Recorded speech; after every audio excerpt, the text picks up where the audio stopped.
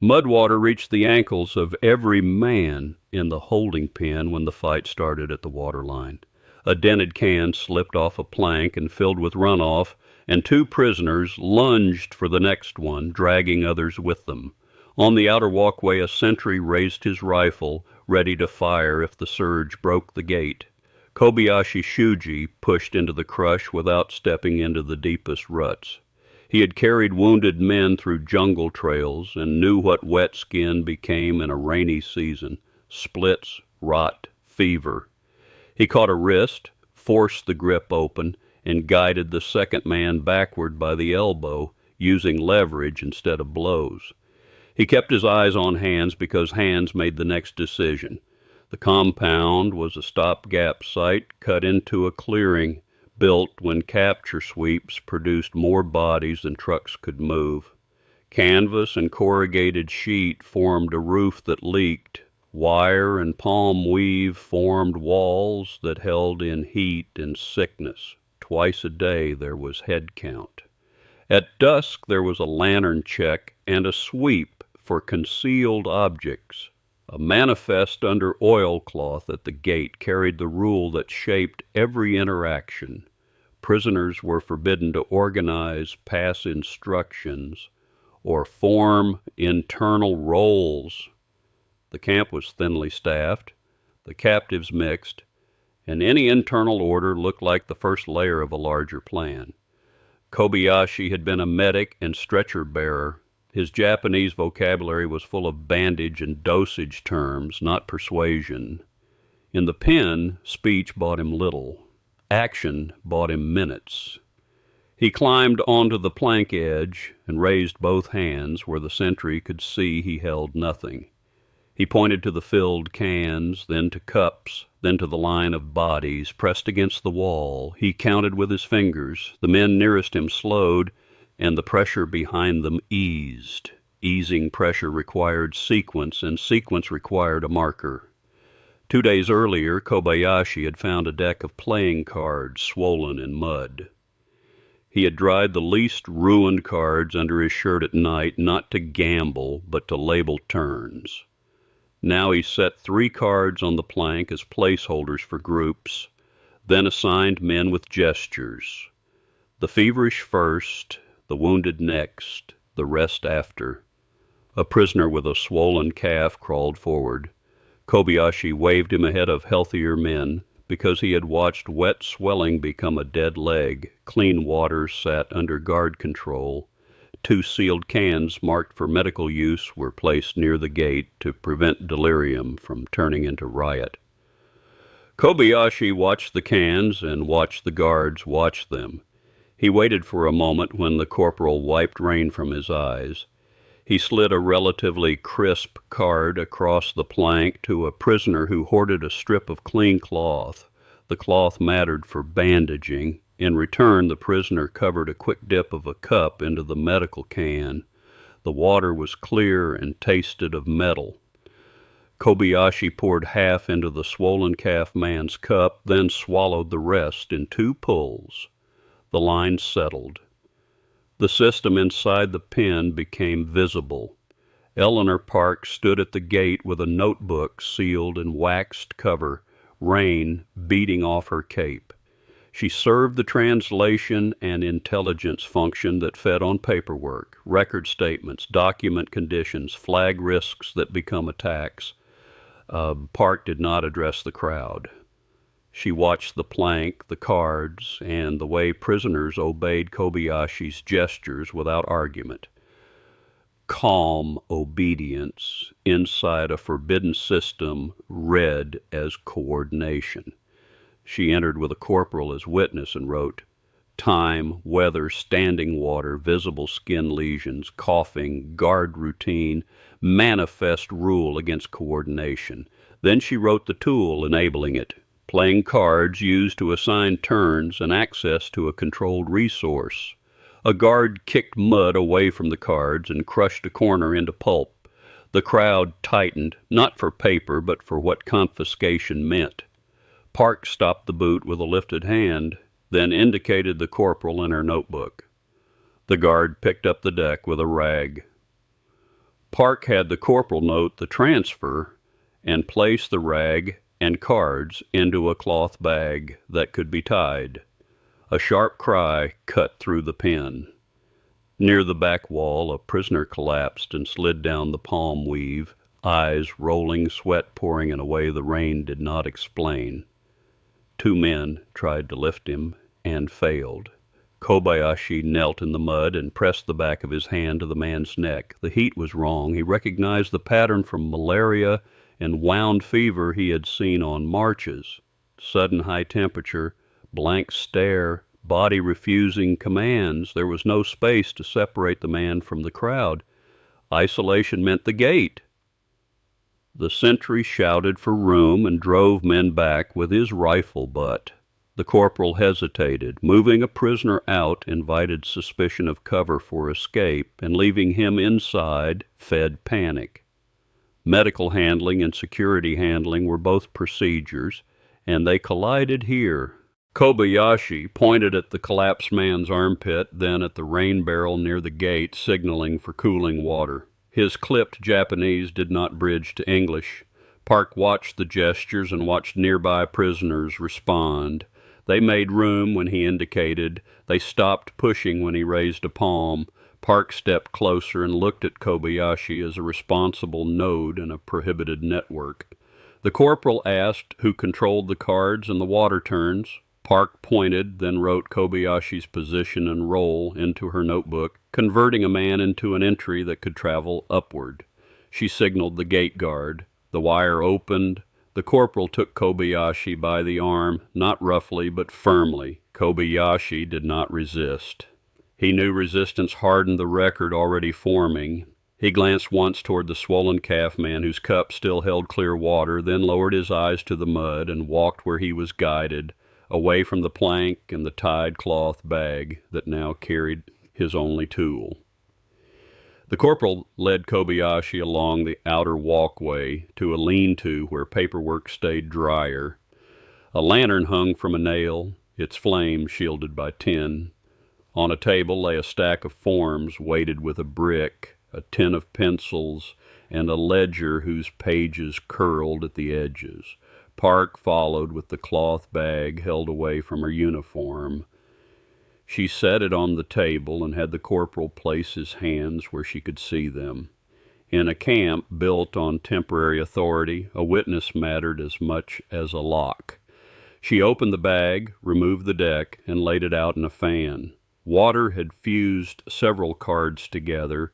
Others carried streaks where pigment ran. Park recorded the date, the location, the item description, the condition, and the names of the men handling it. The corporal signed the entry. Park added her own signature as the recorder. A second form documented property taken from a prisoner. Kobayashi's name went on the line after Park verified it from the capture list. The list was thin, rank entries that did not match faces, unit notes that collapsed into repeated words, and a standing instruction that the captives were not to coordinate among themselves. Park set that instruction as the frame that governed the deck. Kobayashi watched the pencil points and the movement of paper. In his pre-war life, he had worked in a pharmacy where every bottle had a label and every dose was counted. The camp's forms resembled that logic, but the stakes moved faster than medicine. Park turned the deck over, card by card. A few backs carried thin lines cut into the coating. Several faces showed smudges where fingers had pressed in the same places. She treated each feature as something that required explanation inside a recorded chain. She set one card in front of Kobayashi and pointed at the lines, then at the notebook page where she had written his name. She pointed at the gate manifest, then made a simple gesture of a group drawing together, followed by a barred hand. The message did not require language. Kobayashi answered with motion instead of speech. He touched his own chest, then mimed lifting a stretcher, then placed his palm over an imaginary wound. He held up 2 fingers, then 3, arranging them as if assigning turns. He tapped his throat and pointed toward the pen, indicating thirst, then pointed at the high fever man who had been pulled to the gate, indicating triage. Park kept her expression flat. She wrote down the sequence of gestures as if it were testimony. She then redirected his hands toward the ledger, signaling that she required words that could be recorded without interpretation. Kobayashi tried. His English was limited to a few commands learned under fire and a set of borrowed words. He used the language he knew best, the vocabulary of medicine. He spoke in short fragments and numbers, naming fevers, wounds, and water as if they were items on a shelf. The fragments landed without structure. Park wrote them anyway, then marked the gaps. A medic from the aid post arrived with a damp satchel and a tired face. He reported that the collapsed prisoner needed isolation, and the pen could not provide it without increasing panic. He requested transfer to a screened corner near the aid post where netting and smoke reduced mosquitoes and a bedroll stayed off standing water. The corporal noted that any transfer required a guard detail and a time slot that did not conflict with head count. The camp ran on routine because routine replaced manpower. Park took the medic's recommendation and treated it as a document, not a plea. She asked for it in writing, then attached it to her notes. It created a justification for moving one man that did not rely on suspicion. Kobayashi saw the paper move into the stack and understood the difference. Medicine created permission. Suspicion created punishment. He shifted forward and offered something concrete. He indicated the deck again, then traced an imaginary grid on the table with a wet fingertip. He used a pencil to mark a rough map where the sick had been lying, where water pooled, where the strongest men pushed at the plank. He circled the corners that stayed drier and crossed out the lowest ruts. He wanted the guards to move the feverish to higher ground and to assign cups in a sequence that prevented fighting. Park watched the drawing and recognized its use. She also recognized its danger. A man who could diagram the pen could diagram routes, weak points, and guard timing.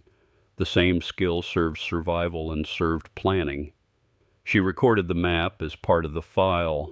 She then slid it away from Kobayashi and folded it under her notebook, keeping it from the corporal's view until she made a classification. She wrote a new line. Subject demonstrates ability to organize resources and personnel under constraint.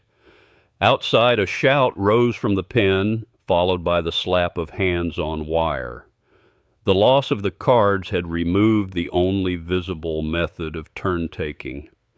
Men pressed toward the water point again, and the guards responded by tightening the cordon and halting distribution. Thirst and anger fed each other. Park heard the noise and felt the pressure shift onto her. The camp's security rested on preventing coordination, yet disorder itself produced the kind of surge that guards answered with force. Her own rules required her to reduce risk without breaking procedure. She separated the deck into two piles. One pile contained the most intact cards, the other pile held the fused and ruined ones. She wrote a controlled use procedure into her notes. Number the intact cards, keep them under guard control as line markers, return them after each water issue, and store them with other property. The alternative was complete confiscation, which had already produced instability. The corporal waited for an instruction. Park issued process, a request for the camp officer's decision, a requirement for witness on any limited-use trial, and a condition that any breach ended the privilege. She then had the corporal escort Kobayashi to a screened corner near the aid post, not as a reward, but as a way to keep the most capable organizer away from the crowd until her chain of custody held. Kobayashi walked without resistance. The rain on his shoulders felt the same, but the space around him changed. He had traded one mouthful of clean water for a paper trail that now followed him. Rain hammered the netting over the aid post until the cords sang. Under the shelter, the air carried smoke from a damp fire meant to push mosquitoes upward. Kobayashi sat on a crate with his wrists free, but his movements watched, close enough to the medical table to smell iodine when the bottle opened and close enough to the wire to hear the pen surge every time distribution stopped. The man who had collapsed in the pen lay on a bedroll set on pallets, his skin burned under a sheen of sweat that did not match the rain. A medic pushed water into him in small sips and wiped his face with cloth that never stayed dry. Kobayashi pointed to the man's groin and armpits, then to the rain barrel, signaling cooling. The medic used tepid water because cold stores did not exist here and ice did not travel on jungle roads in monsoon season. Kobayashi offered his hands for work. He rinsed cups, held a lamp, and tore cloth into strips. His instinct was to reduce the number of decisions required in a crisis, to make survival automatic. He arranged items in reach and set a sequence: wipe, cool, sip, turn the body to keep the lungs clear. The medic accepted the help because manpower was thin, but the guard at the shelter edge wrote down each movement in a small pad, tracking not only medicine, but pattern. On the outer walkway, Park stood under a poncho and read the camp officer's reply to her controlled use procedure. The handwriting was blunt: no return of the cards to the pen without higher review, no exceptions that created a precedent, and no deviation from the manifest rule against internal organization. Park added the paper to her packet because refusal still became part of the record, and records were how blame moved. She entered the shelter with the cloth bag held away from her uniform. Under the lantern, she separated 3 intact cards and placed them beside the ledger. The backs carried fine cuts that remained visible even when wet, lines made by a blade or a nail. On the faces, ink streaks ran from repeated touch. She logged each distinctive feature and drew them into the margin as shapes because the record had to survive even if the object did not.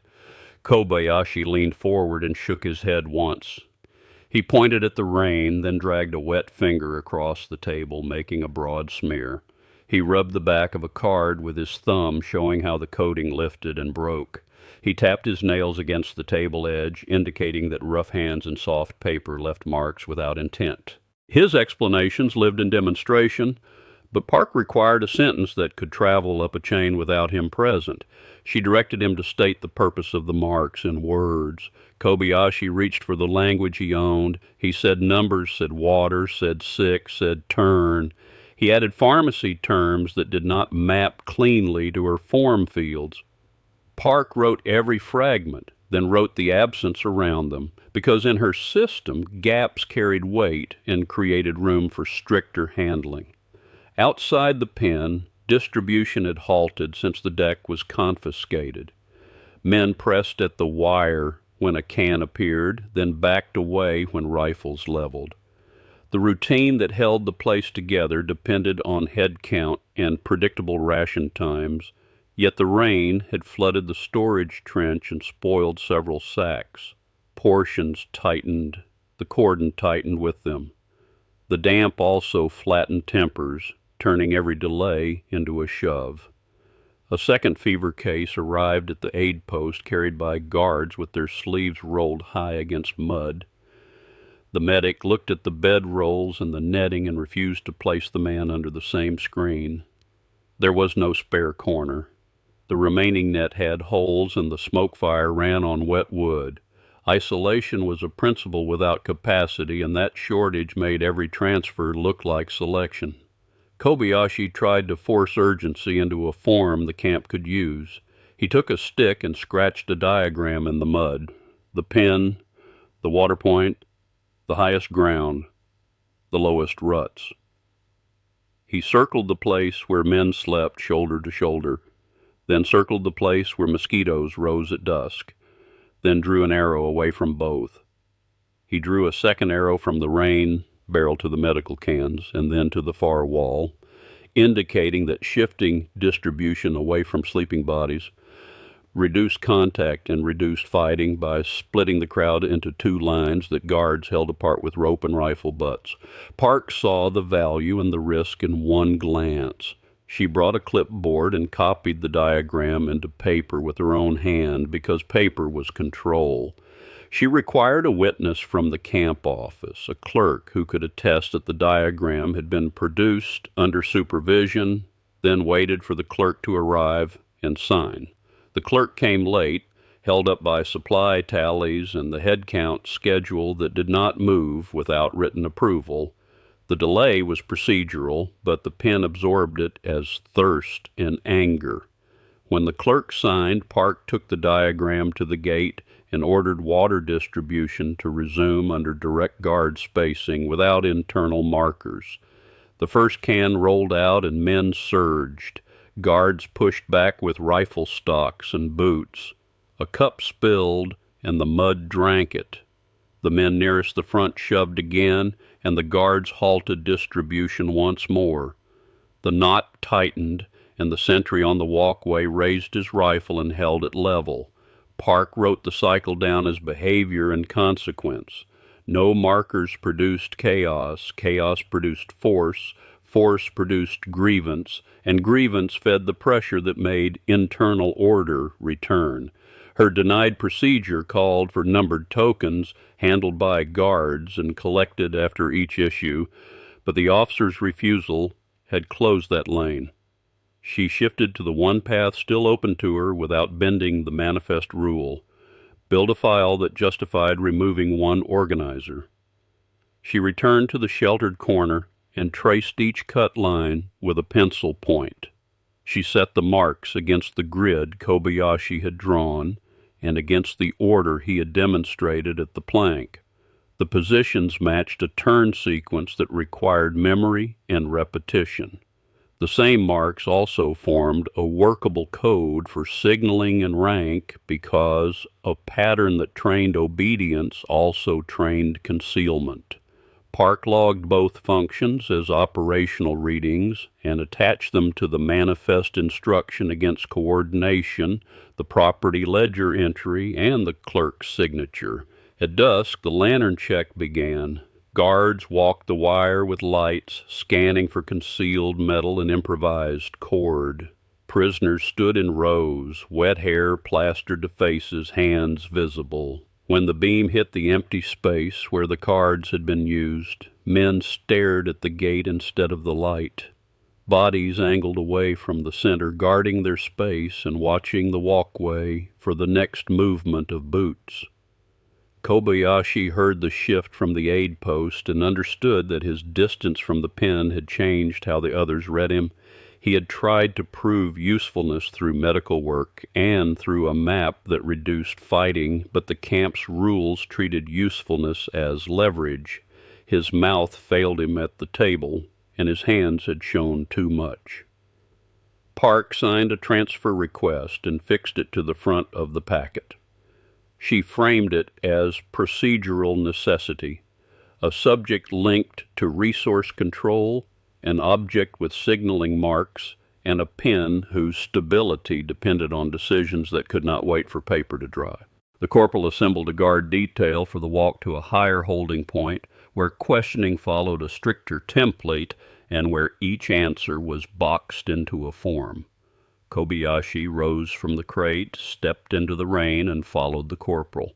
Before dawn, the corporal woke Kobayashi with a touch to the shoulder and a motion toward the gate. Rain still fell, and the ground held every previous day in its ruts. 2 guards waited with rifles angled down, and a clerk held a transfer form against a clipboard under a poncho. Park stood beside the table where the packet had been built. She checked the order of pages the way a medic checked a tourniquet, the manifest instruction against coordination, the property ledger entry for the deck, sketches of the cut lines, the clerk's witness signature, the medic's isolation recommendation, and the note of pen instability after confiscation. She added a final sheet that framed the movement as security transfer, paired with medical separation, then sealed the cloth bag with wax and wrote the seal number on the form. The corporal signed for custody. A second witness from the camp office added his name. Paperwork made the transfer real before boots moved. At the wire, prisoners stood for head count, with mud pulling at their feet. When the lantern beams swept across faces, men stared past it to the walkway where the guards held Kobayashi.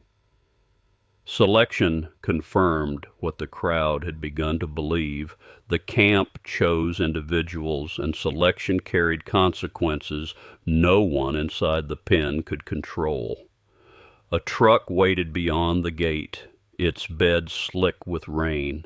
Guards placed Kobayashi alone at the front and tied a rope across his knees to keep him from being thrown when the wheels hit a rut. Park climbed into the cab with her packet wrapped in oilcloth because chain of custody mattered more than comfort. The track to the higher holding point ran through flooded low ground and broken coral. The driver slowed where water cut across the road. No one spoke. The only sound inside the cab was the engine and rain on canvas. Wire enclosed the higher pens and straighter lanes. A small office sat under a tin roof. A sergeant took the packet, checked the seal number, and logged the transfer time in a bound register. He placed the cloth bag into a locked box reserved for sealed items. Kobayashi stood on a board in front of a desk to keep his feet out of pooled water. A standard form lay open with lines for name, unit, role, capture location, and observed behavior. Park sat with her notebook and the sketches. A clerk sat to the side to copy the record. Park proceeded in required order: identity from the capture list, affiliation, function, then organization and contact. Kobayashi answered with the language he owned: medic, stretcher, wound, fever. When the questions moved to coordination, he returned to gestures and diagrams, tracing a grid on the desk blotter to show turns for water and work details. He could show sequence. He could not state intent with the precision the form demanded. Park set the deck sketches in front of him and required a recorded explanation of the cut marks. Kobayashi demonstrated how wet coating split under rough nails and repeated handling. He mimed cup passing, then pointed to the sick first, the wounded next, the rest after. His method rested on triage, not persuasion. In the office, triage did not answer the core question. The holding point sergeant entered with a schedule sheet from the lower pen. It recorded halted distribution, surges at the wire, and guards close to firing to stop a break. He required a recommendation that reduced immediate risk and held under review. Park aligned the manifest rule against coordination with the pen schedule and with Kobayashi's demonstrated control of turns. She treated the cut patterns as a repeatable signal because repeatable signals trained obedience. The institution accepted only controlled tools or prohibited tools. In a prison pen built for control, the smallest exchange can look like a conspiracy, and the rule meant to prevent violence can be the only thing that keeps people alive. Park wrote her recommendation in the language of the form. The deck remained confiscated as a prohibited coordinating aid pending higher review. Kobayashi remained separated from the main pen population for further screening, with access to the aid post only under guard supervision and with movement logged at each step. She tied the decision to the seal number, the witness signatures, and the pen schedule, creating a chain that survived any later argument. The sergeant signed, the clerk copied the entry into the bound register. Park signed last. 3 names and a seal number turned a man's improvisation into a documented risk. Kobayashi watched the signatures appear. He had tried to anchor himself to medical usefulness, close to clean water and away from retaliation. The record detached him from everyone who had benefited from his order. A guard led him to a narrow enclosure beside the office, roofed but open to damp air. A cup of treated water slid through the wire. It tasted of tablets and tin. Park remained at the desk long enough to close every page and bind the packet with twine. She did not step to the enclosure to explain what the file meant because explanation outside the form carried no weight and because her own manner turned speech into friction.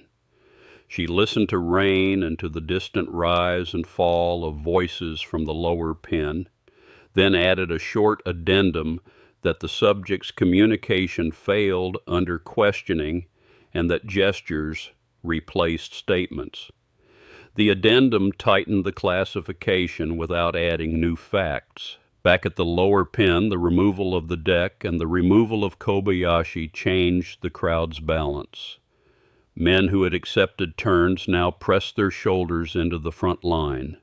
Guards responded by moving the cans farther from the wire and issuing only under direct control.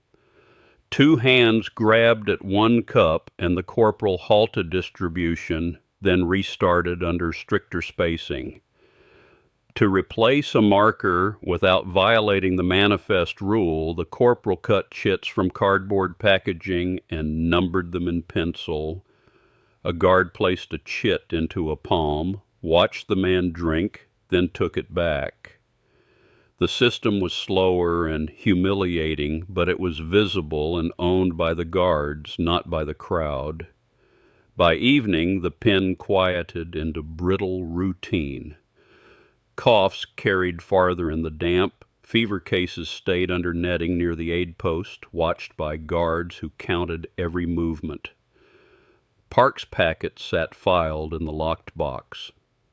Kobayashi sat alone under a roof that leaked less than canvas, holding a cup of clean water that had cost him the only community he had managed to build in the mud. The rain eased into a steady drizzle that made the wire hum and kept every surface slick. At the higher holding point, morning began with the same sequence: register check, count, cup wash, mosquito net inspection. A guard wrote times on a slate, then copied them into the bound book when the ink dried enough to hold. Kobayashi learned the new routine by watching. He swept mud away from the narrow enclosure's threshold and kept his bedding raised on a plank. He cleaned cups with treated water that tasted of tablets, and he folded strips of cloth into a stack that stayed under his crate. His hands stayed busy because busy hands drew fewer questions. He was brought to the aid post twice a day to assist with tasks that did not require trust: carrying a basin, holding a lamp, rinsing instruments. Guards remained within reach. The medic accepted his efficiency without offering warmth. The camp could not afford closeness. Closeness made claims. Park returned twice in the next week with fresh forms. The rain did not stop, but the file grew. Each visit followed the same pattern. She checked the seal numbers, noted the condition of the stored deck, and added pages that linked behavior to procedure. She never addressed him casually. She spoke in prompts that fit lines on paper. Kobayashi's communication failed in the way it always had. He could demonstrate a bandage that held under wet gauze. He could point out where mosquitoes gathered near pooled water and where a bedroll should not be placed. When asked why a specific mark existed on a specific card, he gave the truth as he understood it: wet paper, rough hands, repeated use. The office required more than truth. It required a reason that could be trusted by strangers. In the lower pen, the numbered chits became normal. Guards controlled distribution with pencil and cardboard, taking each chit back after a man drank. The process was slow, and the line bent under its own impatience, but rifles stayed pointed down more often than before. The corporal wrote that the system reduced surges. The medic wrote that fewer fights meant fewer new wounds in a season when wounds did not close. The chits were a solution that could exist inside the manifest rule. They were guard property, not prisoner property. They created order without granting internal authority. They also erased the one thing Kobayashi had built that gave him a place among the other captives. Rumors inside the pen no longer needed the deck to spread. The absence of a tool became its own signal. Men talked about the organizer who had been taken away. Some interpreted his removal as punishment for bargaining. Others treated it as proof that anyone who stepped forward became a target. The crowd's behavior shifted toward concealment, fewer visible gestures, fewer offers of help, more silence. At the higher holding point, Park's superior reviewed her packet and returned a brief note. The deck would remain stored as seized property. The subject would remain separated until transport could be arranged to a larger processing center. The note did not address intent, it addressed administrative containment. Park read the note under the tin roof and made no change to her expression. Containment was an outcome her institution recognized. It reduced near-term risk and deferred moral resolution to a later desk. She wrote an entry that closed the immediate loop. Evidence secured, coordination risk removed from the pen, water distribution stabilized under guard control, medical isolation maintained within capacity. She also wrote a final line that she did not send upward because it had no category. Removal of an internal organizer increased concealment behaviors in the remaining population, reducing overt discipline problems while increasing the difficulty of identifying real threats. That line stayed in her notebook, trapped between covers. On a day when the clouds lifted for 1 hour, the seal box was opened for inspection. Park and the sergeant broke the wax, verified the deck against the ledger, and resealed it with a new number. The cards had warped further. Ink had bled into brown stains. The cut lines still showed on the intact backs, but the paper had softened enough that any hand could leave similar marks. Kobayashi watched the inspection from his enclosure.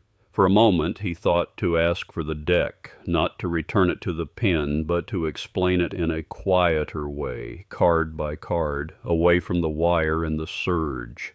His mouth did not form the request. He understood the chain now. The object belonged to the record, and the record belonged to the institution. The next transfer list arrived, and Kobayashi's name appeared on it with a stamped note for medical labor eligibility. He was marched to a truck with 3 other men, all silent. The larger processing center lay farther from the flooded low ground and had more clerks, more forms, more locks. The camp did not promise justice. It promised procedure. Park did not ride with that truck. She filed her packet and moved to the next set of names. Before leaving the office, she wrote a short instruction for the corporal at the lower pen. Continue the chits, document distribution halts, document fever cases, and report any recurrence of internal markers. She signed and dated it, then placed it in the outgoing folder. When rain resumed, it fell onto new paper and old mud without distinction. The pen held. The guards kept their routine. The medic kept his netting. Somewhere inside the locked box, a ruined deck sat as an artifact of a small system that had once kept men from tearing each other apart. The true meaning of the marks never entered a form. The institution did not need it to function. It needed only that the marks could be treated as a risk until they were reduced to pulp by water and time.